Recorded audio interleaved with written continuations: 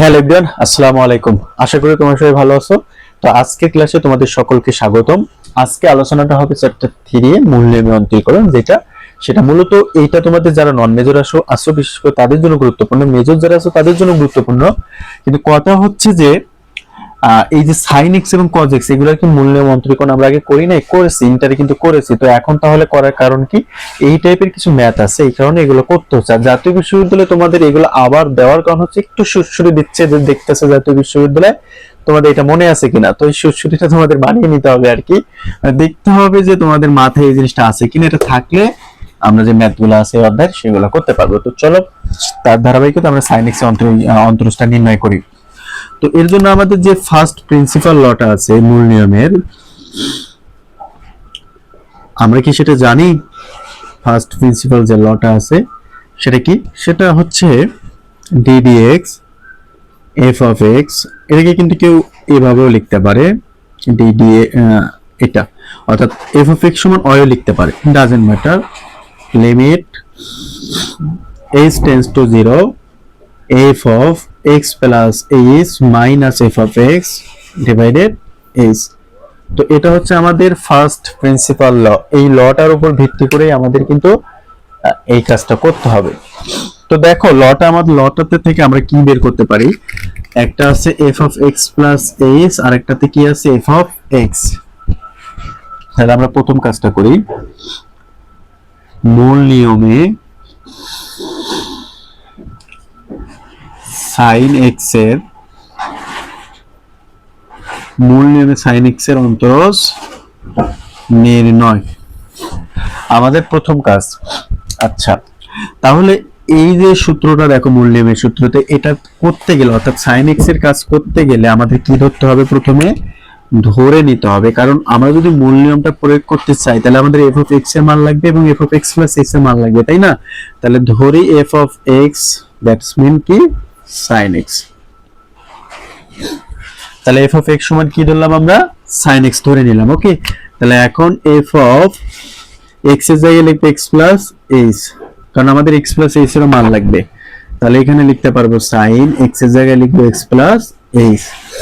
তো দেখো তো এইটুকু কারো কোথাও বুঝতে প্রবলেম আছে কিনা? আমরা এটা কেন ধরে নিলাম? ফার্স্ট প্রিন্সিপাল লটা যখন ব্যবহার করব, কারণ এই সূত্রের মাধ্যমে তো আমাদের মূল নিয়মের কাজটা করতে হবে। যদিও তোমরা জানো যে ddx sin x সমান কি, এটা তোমরা ছোট থেকে জানো, cos x, তাই না? এখন জাস্ট এইটাকে আমাদের কিন্তু প্রমাণ করতে হবে, এই জিনিসটাকে আমাদের প্রমাণ করতে হবে, মূল নিয়মের মাধ্যমে প্রমাণ করতে হবে। তো মূল নিয়ম কোনটা? এইটা। তো এটার মানটা আমরা বের করে নিলাম।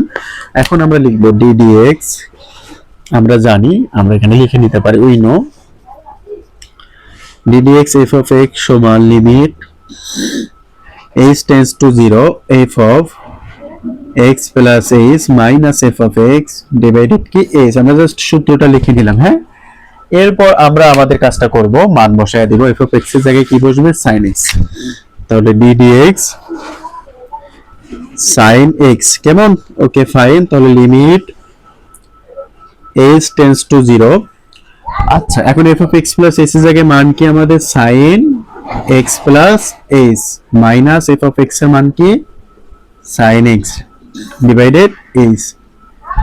তো তোমরা জানো এগুলো মূলত তোমাদের এই অধ্যায়ে দরকার হচ্ছে ম্যাথগুলো করার জন্য। আর যেহেতু ইন্টারে করেছো, আশা করি তোমাদের বুঝতে তেমন কোনো প্রবলেম হবে না। তারপর আমি বেসিক ধরে ধরে করাচ্ছি, আশা করি কোথাও প্রবলেম হওয়ার কথা না। এখন এটা করার জন্য আমাদের সূত্র দরকার, sin c। এটাকে আমরা কি ধরবো? c ধরবো, আর এটাকে কি ধরবো? d ধরবো। তাহলে sin c মাইনাস x টাকে শুধু ধরবো, x টাকে। তাহলে sin c minus sin d এর সূত্রটাকে, sin c minus sin d এর সূত্র হচ্ছে 2 cos c plus d by 2 into sin c minus d by 2। তো এই সূত্রটা এখন আমরা অ্যাপ্লাই করব। তো সূত্রটা অ্যাপ্লাই করি। তোমরা যারা এটা জানো না বা পারো না, আমি তাদেরকে রিকোয়েস্ট করব কাইন্ডলি একটু ধৈর্য সহকারে এই ক্লাসটা দেখবা, তাতে তোমাদের ম্যাথগুলো সহজ হবে। কেমন? তাহলে লিমিট h টেন্ডস টু 0, আমি সূত্র বসাবো 2 cos, তাহলে হবে 2 cos c plus d। c হচ্ছে x plus h, d হচ্ছে x divided 2 into sin c। c হচ্ছে x plus h আর d হচ্ছে মাইনাস x ডিভাইডেড 2। আর নিচে তো পুরোটা নিচে আছেই। আচ্ছা, আমরা জাস্ট সূত্র বসিয়েছি। এখন limit h tends to 0 2 cos একটা x আর একটা x কয়টা x হয়, দুইটা x প্লাস h থাকে, নিচে কত 2, আর এখানে হচ্ছে sin x আর x কাটা যায়, থাকে শুধু h/2, নিচে কি থাকলো h। আচ্ছা দেখো তো এই পর্যন্ত কারো কোথাও প্রবলেম আছে কিনা। আশা করি তোমাদের এই পর্যন্ত কারো কোথাও প্রবলেম নেই। আচ্ছা এখন বাকি কাজটা আমরা করি। হ্যাঁ, উপরের টুকু একটু মুছে নিলাম। আচ্ছা এরপরে দেখো কি করা যেতে পারে। আমরা এই লিমিটটাকে কজের সাথেও ব্যবহার করব এবং এই লিমিটটাকে সাইনের সাথেও ব্যবহার করব। লিমিট যেহেতু গুণ অবস্থায় আছে, দুইটার সাথে আমরা ইউজ করতে পারি। তাহলে লিমিট h টেন্ডস টু 0, এখানে কি হচ্ছে আমাদের 2 cos। আচ্ছা আমরা শুধু cos কে নিব, 2 কে আমরা ভাগ আকারে রেখে দিব, এই 2 কে ভাগ আকারে রেখে দিব, cos 2x plus h divided কি 2। আচ্ছা cos 2x plus h divided 2 আমরা মানে বাইরে নিয়ে আসলাম, আর এখানে কি থাকলো। আচ্ছা আবার আমরা লিমিট ব্যবহার করব, লিমিট h টেন্ডস টু 0, এখানে থাকলো হচ্ছে sin h/2, আর নিচে তো একটা h আছে, আর উপরের দুইটা নিচে গিয়ে ভাগ হবে, মানে h/2। আচ্ছা দেখো তো এই পর্যন্ত কত প্রবলেম আছে কিনা তোমাদের, নেই। আচ্ছা এখন এইটার একটা সূত্র আছে, এটার সূত্র কি, এটা সমান অন। তোমরা জানো যে h/2 অর্থাৎ এইরকম আকারের মান থাকলে সেটাকে লিমিট করা হলে সেটার ভ্যালু সম্পূর্ণটা ভ্যালু কত আসবে, অবশ্যই আসবে কি অন আসবে। একইভাবে এখানে যদি x থাকতো এখানে x/2 একই রকম, এখানে যদি p থাকতো এখানে p/2 একই রকম আমরা অন লিখতে পারতাম, কোনো সমস্যা নেই। তাহলে এখন আমরা কি করতে পারি, এখানে s এর ভ্যালু যদি 0 বসাই। আচ্ছা এখন cos আমরা মান বসাবো, এখানে লিমিট লিখবো না, প্লাস 0/2 কাটা যায়, তাহলে শুধু থাকে কি cos x। তাহলে এটাই হচ্ছে আমাদের সেই মূল নিয়মের অন্তরজ, অর্থাৎ sin x কে করলে যে cos x হয় সেটা আমরা প্রমাণ করে দেখলাম কিসের মাধ্যমে, ফার্স্ট প্রিন্সিপাল ল এর মাধ্যমে। ওকে, তো এরপরে যে আমরা cos x এটা করি সেম ভাবেই এখন আমরা cos x এর কাজটা করব। দেখো মূল নিয়মে cos x এর অন্তরজ। আচ্ছা তাহলে প্রথমে আমাদের কি করতে হবে, ধরতে হবে, তাই না, যেহেতু আমরা সূত্রের মাধ্যমে করব, ধরতে হবে f of x সমান কি cos x কে প্রথমে ধরে নিব আমরা। তাহলে এখন এরপর f of x plus h বের করতে হবে না, কেন বের করব বলেন তো, সূত্রের জন্য, তাই না। তাহলে x এর জায়গায় কি হবে, x plus h। এখন আমরা জানি যে সূত্রটা আমরা জানি সেটা লিখবো, মূল নিয়মের সূত্রটা। মূল নিয়মের সূত্রটা কি, ddx f of x সমান লিমিট h টেন্ডস টু 0। আচ্ছা এরপরে কি f of x plus h minus f of x divided h, এটাই তো মূল নিয়মের সূত্র, তাই না। এরপর যে আমরা এখন কি করব, মান বসিয়ে দিব। তাহলে ddx f of x এর জায়গায় কি হবে, cos x সমান limit h tends to 0, f of x plus h এর মান কত, cos x plus h, just আমরা মানটা বসিয়ে দিয়েছি, মাইনাস f of x এর মান কত, cos x ডিভাইডেড কি হচ্ছে h। আচ্ছা তো দেখো এই পর্যন্ত জাস্ট তেমন কোনো কাজ করি নাই। প্রথমে আমাদের ধরে নেওয়া লাগছে, কেন ধরে নিয়েছি, কারণ মূল নিয়মে অন্তরীকরণ করতে হবে মূল নিয়মের সূত্র অ্যাপ্লাই করার জন্য। তো মূল নিয়মের সূত্রতে যে ভ্যালুগুলো ছিল সেগুলো সমান আমরা ধরে নিলাম, যেইটার কাজ করতে হবে সেটা সব সময় একই কাজ। তো আমরা ধরে নিলাম, মান বসিয়ে দিলাম। এখন আমরা সূত্র ইউজ করব cos c minus cos d।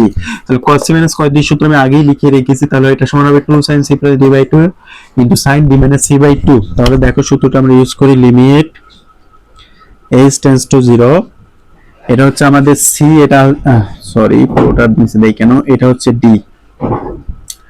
তাহলে cos, আচ্ছা 2 তো আছে সামনে, তাই না, 2 sin c x plus h c plus d plus t divided 2 into sin, আগে d কি x into sin।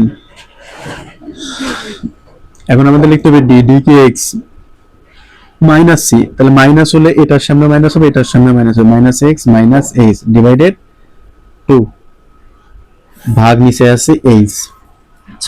জাস্ট এখানে আমরা সূত্রটা অ্যাপ্লাই করেছি, কেমন?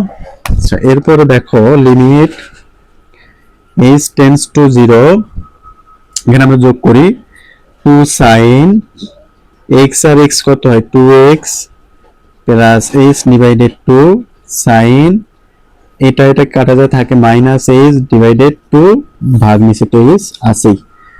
আচ্ছা, এ পর্যন্ত আশা করি তোমাদের কোথাও প্রবলেম নেই। প্রবলেম হলে অবশ্যই আমার গ্রুপ আছে, আমার ইনবক্স আছে, নক করবা, ইনশাআল্লাহ ভাইয়া তোমাদের সেটা সমাধান করে দেওয়ার চেষ্টা করবে। আচ্ছা, এখন যেহেতু এখানে 2 sin এটা একটা পার্ট, এটা একটা পার্ট, আমরা লিমিটটাকে আলাদা করে দেব। তাহলে দেখো লিমিট h টেন্ডস টু 0, আমরা এটাকে সামনে নিয়ে আসবো, 2 কে অবশ্যই নিয়ে আসবো না, কারণ 2 কে আমরা নিচে দিয়ে দিব।